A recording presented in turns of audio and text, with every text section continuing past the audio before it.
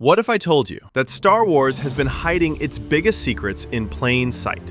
From zombie stormtroopers to secret Jedi children, we're about to uncover 8 fan theories that will completely change how you see a galaxy far, far away. Some have been confirmed, others have been debunked, and one might just break the entire saga. Palpatine created Anakin. Emperor Palpatine is Anakin Skywalker's father. This bombshell dropped in 2018 when Marvel's Darth Vader comic showed a vision of Palpatine standing behind pregnant Shmi Skywalker, dark energy swirling around her womb. Fans lost their minds. Finally, proof that Palpatine used Plagueis' knowledge to create the Chosen One himself. The evidence seemed rock solid. Palpatine's story about Darth Plagueis influencing midichlorians to create life in Revenge of the Sith. His obsession with Anakin from day one.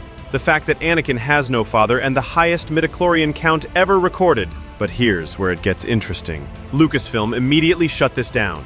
Story group member Matt Martin and comic writer Charles Soule both confirmed this is all in Anakin's head. The dark side is not a reliable narrator. So Palpatine didn't create Anakin, but the dark side wanted Vader to believe he did. That's almost more twisted than the theory itself. Captain Rex at Endor. This theory is actually heartwarming for once. Remember that bearded old rebel commando in Return of the Jedi? The one helping Han Solo on Endor? Fans theorized that Nick Sant was actually Captain Rex from the Clone Wars. Think about it. Rex survives Order 66, joins the rebellion in Star Wars Rebels, and by Return of the Jedi, he'd be the perfect age. Plus, why else would there be a random old guy on a commando mission? Dave Filoni, creator of both Clone Wars and Rebels, basically confirmed this without confirming it. In 2016, he said, "I really do think Rex is that guy on Endor. Why else is there a bearded old guy on Endor?" The Rebels finale sealed the deal. Sabine explicitly states that Commander Rex fought at the Battle of Endor. Galaxy of Adventures even replaced Nick Sant with Rex in their animated retelling. This theory represents everything beautiful about Star Wars storytelling. A clone trooper who started the war fighting for the Republic gets to finish it by helping destroy the Empire. Rex literally lived to see the cause he chose finally win. Rex got his heroic ending, but what about the sequel trilogy's wasted potential? Finn is Force sensitive. This theory seemed obvious from the marketing. Finn is a Jedi. The Force Awakens trailers showed him wielding Luke's lightsaber. He held his own against Kylo Ren. But then, nothing happened. Until the Rise of Skywalker brought it back. Throughout the movie, Finn has feelings. He knows which Star Destroyer has the navigation signal. He senses Rey's death on Exegol. And most famously, he tries to tell Rey something before they sink in quicksand. Director J.J. Abrams finally confirmed what everyone suspected. Finn was trying to say he's Force sensitive. John Boyega backed this up, revealing he actually filmed takes where Finn shouted, "I'm a Jedi!" But I guess someone in a boardroom said, nah, and we got robbed. The novelization confirms Rey knew about Finn's abilities all along, so we had 2 Force-sensitive heroes, and the movies barely explored it. The sequel trilogy's biggest missed opportunity was turning the Stormtrooper into the Jedi he was always meant to be. Thrawn's Undead Army. This theory takes Star Wars into pure horror territory. In Ahsoka, Grand Admiral Thrawn escapes his exile with mysterious cargo from Night Sister catacombs, hundreds of coffin-like caskets loaded onto his Star Destroyer. The theory? Thrawn is transporting an army of the dead! And the finale proved it. The Night Sister Great Mothers used their dark magic to resurrect fallen Night Troopers as literal zombies. Green mist flowed into their corpses, bringing them back with glowing eyes and unstoppable determination. We watched Ahsoka, Sabine, and Ezra fight stormtroopers that wouldn't stay down. Only headshots stopped them. These weren't droids or enhanced soldiers. They were actual undead warriors. This connects to Clone Wars lore perfectly. Old Daka resurrected Night Sister corpses to fight General Grievous using the exact same green magic. Now Thrawn arrives at Dathomir with hundreds of caskets, ready to build an army that doesn't fear death because they're already dead. Imagine the New Republic trying to fight soldiers that rise again every time you kill them. Thrawn just solved his manpower problem in the most terrifying way possible. If Thrawn can raise the dead, what other impossible secrets are hiding in the Clone Wars? Obi-Wan's secret son. This theory asks a scandalous question. Did Obi-Wan Kenobi break the Jedi Code? Meet Korkie Kryze, introduced in Clone Wars as Duchess Satine's, quote, nephew. But here's the thing. No one ever mentions his parents. And the timeline is suspicious. Obi-Wan spent a year protecting Satine 20 years earlier. Korkie appears to be about 20 years old. The visual evidence is striking. Korkie has Obi-Wan's mannerisms, his chin-stroking habit, his proper accent.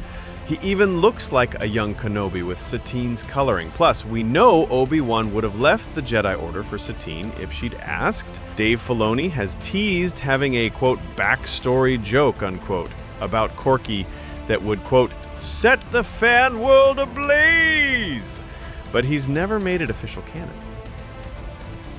Maybe because the truth is too explosive for Star Wars. When Satine dies, she never tells Obi-Wan about a son.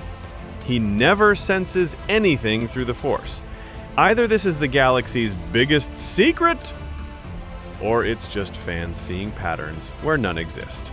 The Chosen One prophecy. This theory centers on the most important prophecy in Star Wars. A chosen one shall come, born of no father, and through him will ultimate balance in the Force be restored. For decades, fans have debated who this really describes.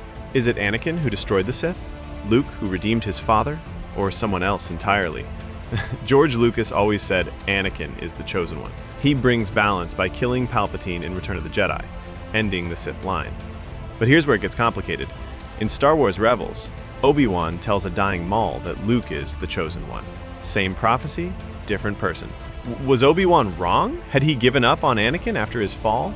Dave Filoni clarified this was Obi-Wan's personal belief, not cosmic truth. From his perspective, Anakin failed, so Luke inherited the destiny. But the Force knew better.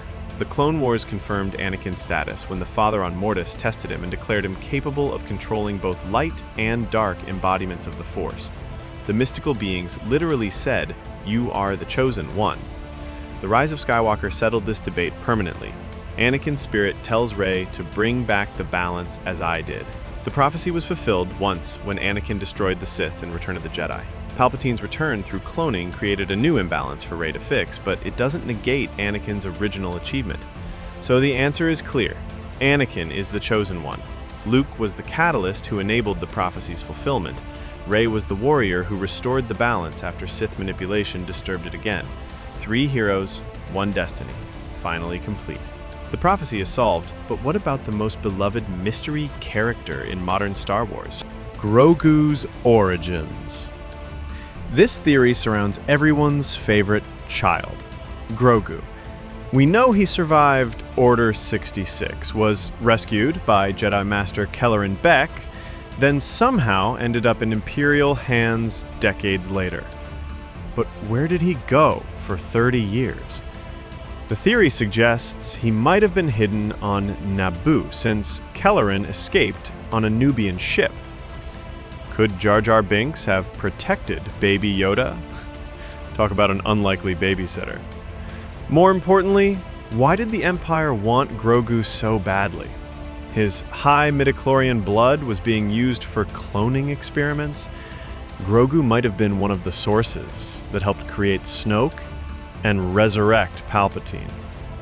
The biggest question remains unanswered. What is Grogu's species? Even after 3 seasons of The Mandalorian, we still don't know where Yoda's people come from or what they're called. Jon Favreau and Dave Filoni are following George Lucas's lead in keeping this mystery intact. What we do know is that Grogu chose family over the Jedi path. He returned to Din Djarin instead of continuing his training with Luke. Sometimes the most powerful choice isn't about wielding the Force. It's about who you choose to love. Luthen Rael as a hidden Jedi. Our final theory brings us to Andor and the enigmatic Luthen Rael. Fans theorize this antique dealer was actually a hidden Jedi surviving in plain sight. The evidence seemed compelling. Luthen carries a personal Kyber crystal, which he calls his most treasured keepsake.